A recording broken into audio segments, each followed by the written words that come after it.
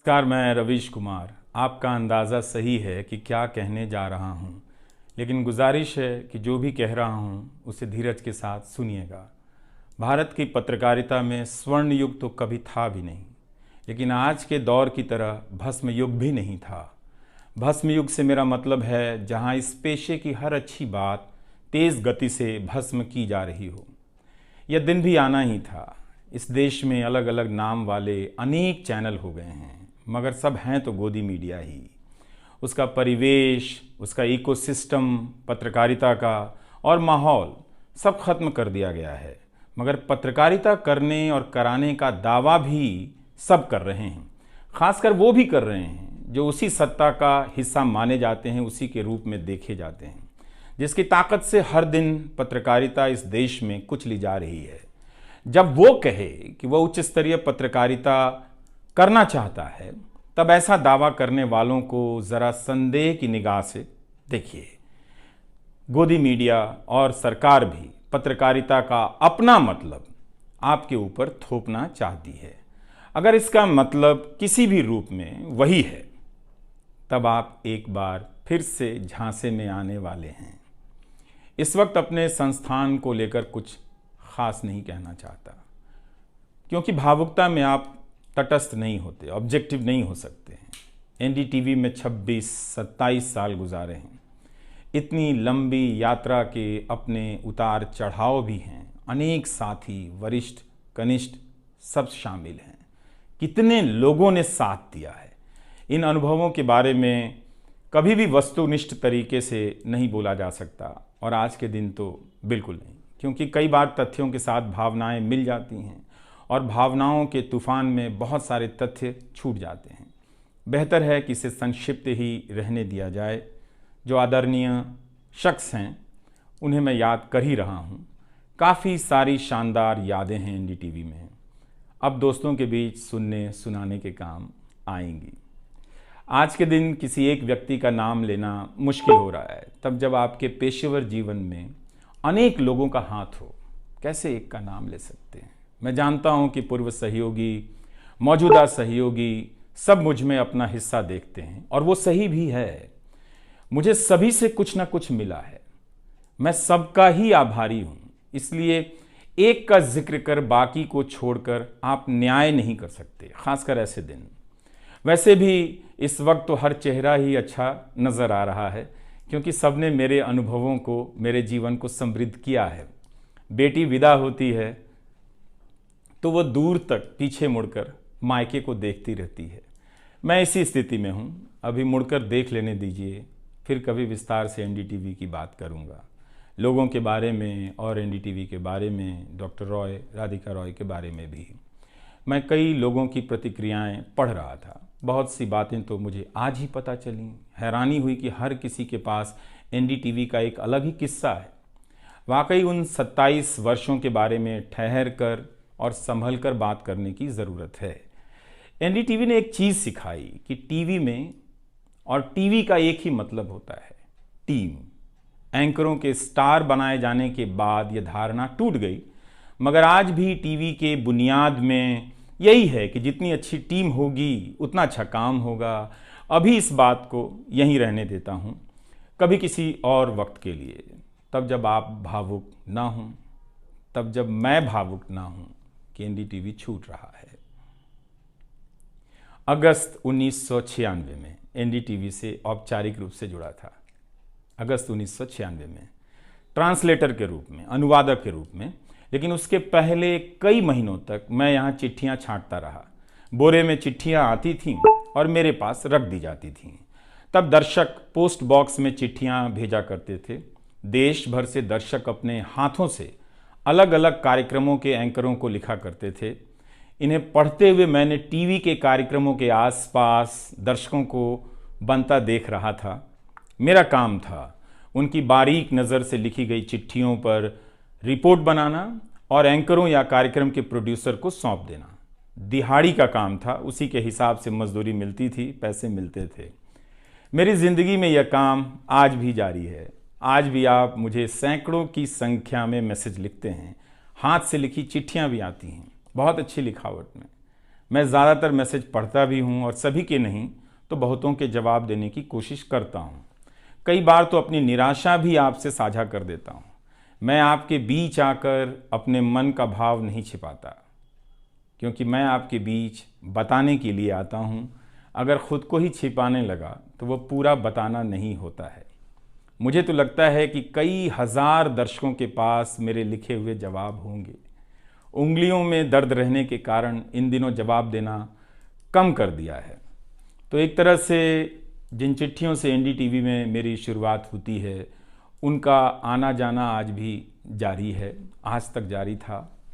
वो काम आगे भी जारी रहेगा, लेकिन इतने सारे सुझावों, जवाबों, अपेक्षाओं, शिकायतों और डांट के बीच सोना, जागना और जीना मुझे आपके हवाले करता चला गया। मैं खुद के पास तो रहा ही नहीं, आपके बीच गया तो घर ही नहीं लौटा। शायद अब कुछ वक्त मिलेगा खुद के साथ रहने का। आज की शाम एक ऐसी शाम है जहां चिड़िया को उसका घोंसला नज़र नहीं आ रहा, क्योंकि कोई और उसका घोंसला ले गया है, मगर उसके सामने थक जाने तक एक खुला आसमान ज़रूर नज़र आ रहा है। तो खैर, उसके बाद अनुवादक बना और कई पत्रकारों की रिपोर्ट का अंग्रेज़ी से हिंदी में अनुवाद करता रहा।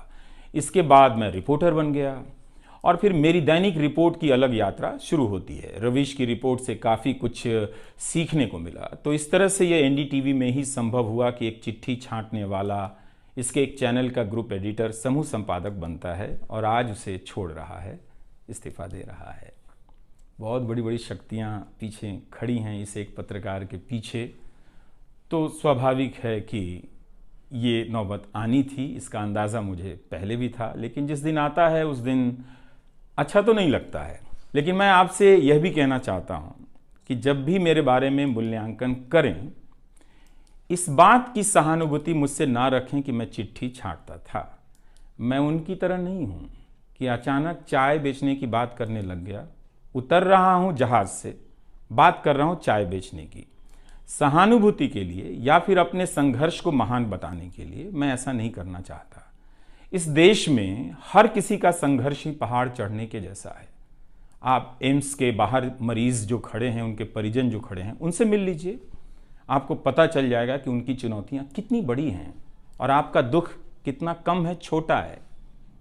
लेकिन आज के दिन मैं आप सभी के बीच दर्शकों की बात करना चाहता हूं। इस दौर में कुर्सी पर बैठे किरदारों को टूटते हुए देखा, सबने देखा। संस्थाओं को भस्म होते देखा, आपने देखा। नफरती तूफान में लोगों को भटकते देखा, मगर मैंने इसी दौर में एक नई संस्था भी बनते देखी है। वह संस्था है जनता की संस्था, दर्शकों की संस्था। दर्शक ही अपने आप में इंस्टीट्यूशन बन जाते हैं। आप दर्शकों की संख्या भले कम है, मगर आप दर्शकों ने मिलकर जर्जर किए जा रहे इस लोकतंत्र में जनता नाम की संस्था का पौधा सूखने से बचा लिया। एनडीटीवी में मुझे जब भी अवसर मिला मैंने जान लगा दी। मैंने कभी उन अवसरों को अपने लिए नहीं देखा, बल्कि यही सोचा कि ये अवसर मुझे आप दर्शकों के लिए मिला है, इसलिए उन सभी अवसरों को आप दर्शकों की कहानियों से भरता चला गया और मैं आप दर्शकों का होता चला गया। आपका दावा मुझ पर बहुत बड़ा है, मैं जानता हूँ। आप मुझ पर बहुत दावा रखते हैं। मेरे आसपास आप दर्शकों की वजह से एक न्यूज़ रूम बन गया था, पब्लिक न्यूज़ रूम, जो दफ्तर के भीतर नहीं, आपके घरों में था, आपके दिमाग में था। दुनिया भर में फैले कितने दर्शकों ने आगे आकर मेरी मदद की है। आपने कभी मुझसे पैसे भी नहीं मांगे, कभी एहसान तक नहीं जताया। विदेशों में मेरे लिए वीडियो रिकॉर्ड किया, रिसर्च किया। मेरा हर कार्यक्रम किसी न किसी दर्शक के सहयोग का उदाहरण है। आप दर्शकों ने मेरी जानकारियों को दुरुस्त किया है, गलती की है तो डांटा भी है और काफ़ी कुछ उसमें जोड़ भी दिया है। कई सारे एक्सपर्ट, कई सारे छात्र, कई सारे प्रवासी भारतीय, स्थानीय भारतीय दर्शक बनने के साथ साथ मेरा साथ दे रहे थे और पत्रकार भी बन रहे थे और इस पेशे के एक छोटे से द्वीप को बचा रहे थे। इस प्रक्रिया को बिखरते देखना, दर्शकों के बनने की प्रक्रिया को बिखरते देखना और फिर से बनते देखना बहुत सुखद अनुभव रहा। आप दर्शकों में से कईयों ने मेरे लिए अलग अलग भाषाओं से अनुवाद तक कर दिया। संसाधनों की हमेशा मेरे पास कमी रही, मगर आप सभी ने मिलकर पूरी कर दी, सिर्फ इसलिए कि प्राइम टाइम में जो भी जाए ठीक से जाए। वो मेरा नहीं, आपका प्राइम टाइम था। कभी खराब शो कर दिया तो आपने अपनी निराशा बताने में कोई संकोच नहीं की। आप वाकई लाजवाब हैं। दर्शक ही मेरे नियमित संपादक हैं, निरंतर संपादक हैं आप दर्शक मेरे। मैं अक्सर कहता हूं कि एक पेड़ में कई बारिशों का पानी होता है। आपके जैसे दर्शकों के होने में ही किसी रवीश कुमार का होना है। आप हर मौसम में बरसात बनकर आ जाते हैं, सूखते पेड़ों को हरा करने आ जाते हैं। आज आपकी बदौलत यूट्यूब पर, ट्विटर पर कितने ही पत्रकार खड़े हो गए। आप उन सभी के पीछे खड़े हैं। आज कई वेबसाइट हैं जिन्हें आप सब्सक्रिप्शन के बहाने आर्थिक मदद देते हैं। जब लोकतंत्र में एक भी संस्था नजर नहीं आ रही थी, अदालतें कमजोर नजर आ रही थी, आ रही हैं, आप दर्शक नजर आ रहे थे। आज के दौर में आप ही पत्रकारिता के सबसे बड़े संस्थान हैं।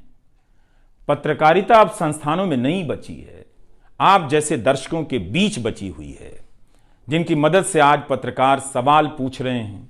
यही आपका इस वक्त में सबसे बड़ा योगदान है। हो सकता है कि कोई जनता की आवाज को पूरी तरह कुचल दे, उसकी आवाज पर धार्मिक नफरतों की आंधी धूल को भर दे, ढक दे, लोकतंत्र को मिटा दे, मगर आप दर्शकों का होना हौसला देता है कि लोकतंत्र भले खत्म हो जाए, मगर उसकी चाहत कभी खत्म नहीं होगी, क्योंकि आप जैसे दर्शक अपनी जवाबदेही को, जिम्मेदारियों को बहुत खूब समझते हैं। इस मुश्किल वक्त में आपने एक पत्रकार पर भरोसा किया, उसे कितना प्यार दिया। कई बुजुर्ग माँओं ने मेरे बाल सहला दिए, गाल छू लिए, तो किसी ने मेरे गमले में गुलाब के फूल लगा दिए, किसी ने चने का सत्तू भेज दिया कि मेरी सेहत ना खराब हो, किसी ने शहद भेज दी, किसी ने धूप में खड़े देखा तो सर पर गमछा तान दिया और छाता खोल दिया, किसी ने जेब में कलम रख दी, महंगी कलम। आज के दिन मैं एनडीटीवी से ज़्यादा आप दर्शकों को याद करना चाहता हूँ। आपके बिना मैं कुछ नहीं कर पाता। मुझे आप दर्शकों पर नाज है।